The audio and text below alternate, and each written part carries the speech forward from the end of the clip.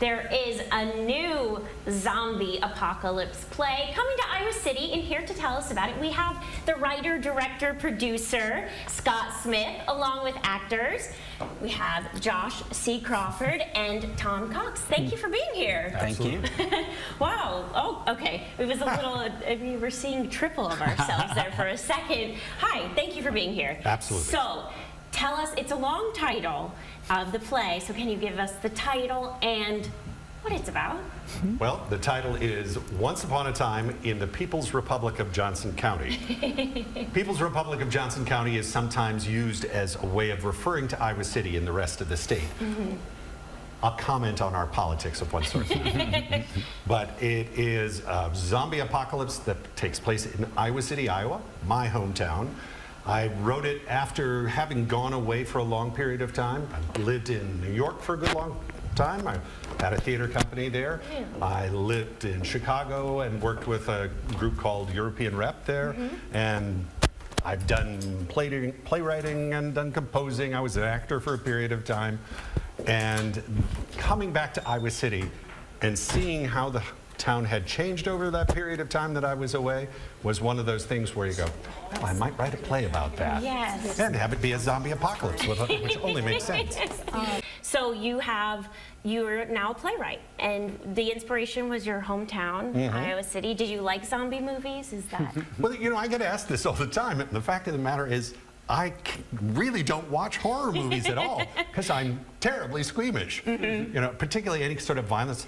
I have that sort of empathetic response where it's like, particularly any kind of hand violence, because my background is as a piano person, and so anytime something like that happens, I'm like, run away. But it was one of those things where every now and again, I will see something along that line, and it happened very naturally in the writing process. My friend Kate, who is one of the leads in this, I sat down and wrote, in the course of 14 months, I wrote 16 plays for her. She has been a leading lady in the theater in New York. She was just understudying Lois Smith on Broadway, who won the Tony Award for The Inheritance. She's been on ER. She's been on all kinds of, she was the national tour of Angels in America. Wow. Really wonderful actress. But, you know, as we get older, particularly for women, parts for women in the theater in general tend to be few and far between. Change. But she has been a leading lady for so long, I thought, well, here is somebody that I can write something for who I love dearly. And we have this hometown theater that has come to be the James Theater. It used to be the old Riverside space. And so I was like, let's put on a play. It was very Mickey Rooney.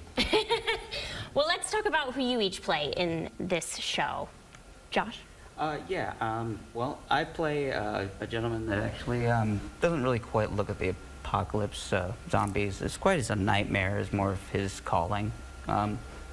He's enjoying himself. It's nice to be a little naughty occasionally. Sure, That, always. And I'm playing Mark Sedlacek-Freihofner, and he is a former librarian, and he is trying to save and collect culture and art pieces that are stored in people's homes throughout Iowa City area and preserve them for the future when we get out of the zombie apocalypse. Are you both from the area? I am. Yes. I am not. Where are you coming from? I'm coming from Chicago. Oh, very cool. Tom has been a longtime member of the Looking Glass Theater in Chicago, which is a very famous theater, and they've had a 36-year run in Chicago, and have done some of the best theater I have ever seen in my lifetime. So I was very excited when Tom agreed to come out here and be in my rather odd play. But it's fun. It's a fun, odd play. Are you having fun running from zombies? It's really fantastic. Now, I don't know if this is a spoiler. Do either of you become zombies? You don't have to say. Neither of them become zombies. Okay, got it. But you have to... always the possibility. Yes, that is... We don't know what happens after the play. That's quite true. You make a very good point. That is true. Nobody knows if they're ever going to become a zombie. I know. And so when, where, how can people get tickets? Starting on Friday. Going Friday, Saturday, and Sunday, the first weekend. The second weekend is Thursday, Friday, Saturday, and Sunday. The first performance is on the 5th, the 6th. Yes, Friday, the 6th. That's right. All right, Yes. so I get my dates wrong. Yeah, me too. That has been a theme for me today is I don't know what day it is. But Absolutely. the great thing about this too is you pay what you can. It's well, the way I like to put it is pay what you please. Yes. It is. Oh, yeah.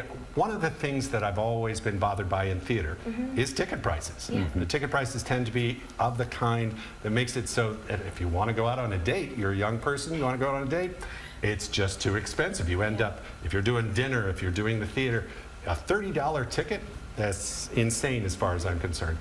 I want anybody and everybody to be able to come and enjoy theater and have a good time. Now, if you really like it, it would be delightful to have a donation, but even if you don't, even if you do like it and you don't want to spend too much money, It's still you there can do for that. you. And Yes. you go to thejamesic.com, Yeah. and there's a listing there, and you can get yourself a seat. It's not assigned seating, so if you come early, you get a better seat. This sounds like a lot of fun. Thank you guys for being here. Thank you. And break a leg or whatever zombies do, you know. They eat them. Yes, well, maybe not that. Don't eat the legs. But, you know, thank you for being here. Thank you so much. So much.